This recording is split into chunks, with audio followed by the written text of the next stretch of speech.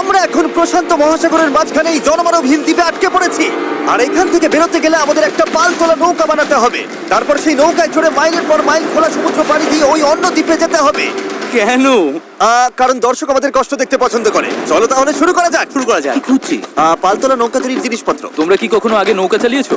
না না। জানি আমাদের একটা ক্যাম্প বানাতে হবে। আমি এখনই ঘামতে শুরু করেছি। মনে হয় এই জায়গাটা ক্যাম্প করার জন্য ভালো হবে। হ্যাঁ, এখানেই করা যায়। তোমরা দেখতে পাচ্ছ না কারণ এটা একটা 3D অ্যানিমেশন, কিন্তু আমাদের এরকমই বানাতে হবে। এটা তো অসম্ভব। মানে এটা বানাতে না পারলে আমরা এখানেই আটকে থাকবো।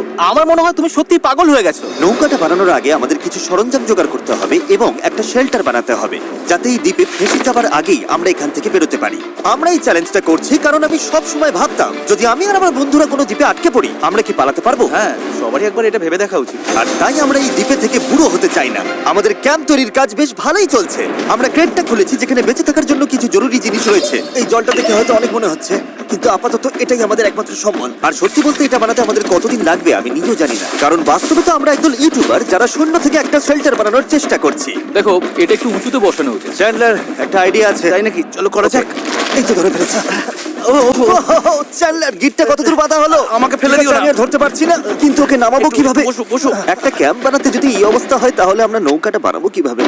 হ্যাঁ, কি যে হবে। এতে অনেক সময় লাগতে পারে। বেশ। হ্যাঁ, সেটা দেখে ভালো করে বুঝতে পারা যাচ্ছে, কিন্তু এটা তো কেবলমাত্র শুরু ছিল। আমরা তখনও জানতাম না এই চ্যালেঞ্জ আমাদের সহ্যের সীমা ছাড়িয়ে যাবে আর একটা দল হিসেবে বেঁচে থাকার ইচ্ছের পরীক্ষা নেবে। আমাদের দাঁড় টানতে হবে। আইডল করো। বড় ঢেউ! সূর্যাস্ত খুব তাড়াতাড়ি হয়ে গেল, তাই আমরা খুব সাবধানে আগুন জ্বালালাম। ওটা ফেলে দাও। আর তারপর একটা প্ল্যান করলাম। নোলান, তুমি কখনো নৌকা বানিয়েছো? না। চ্যান্ডলার, তুমি? না। আমিও না, আর সেই কারণেই এখানে আছে হেজ। কারণ আগের একটা ভিডিওতে সে এরকম একটা নৌকা বানিয়েছিল। আর কাল আমরা পালতোলা নৌকা বানাতে শুরু করব। চলো শুরু করি। আমি জানি না আমরা এটা কিভাবে করব, কিন্তু এটা না হলে এখানেই আটকে থাকতে হবে। প্রথম দিনে আমরা একটা শেল্টার বানিয়েছি, অনেকটা ট্রি ফোর্টের মতো। আমি একদল ছেলের সাথে সেলিং এর অপেক্ষায় আছি, যারা আগে কখনো এটা করেনি। যেহেতু হেজি একমাত্র জানে সে কি করছে, তাই দ্বিতীয় দিন সকালে সেই একমাত্র ছিল যে নৌকার কাজ করছিল। কি করছো ভাই? এখান থেকে যাওয়ার চেষ্টা করছি। সবাই তো এখনো ঘুম থেকে উঠতেই পারেনি, তুমি বোট বানাচ্ছো? করছোটা কি? এটা আমাদের ছোট্ট একটা মডেল।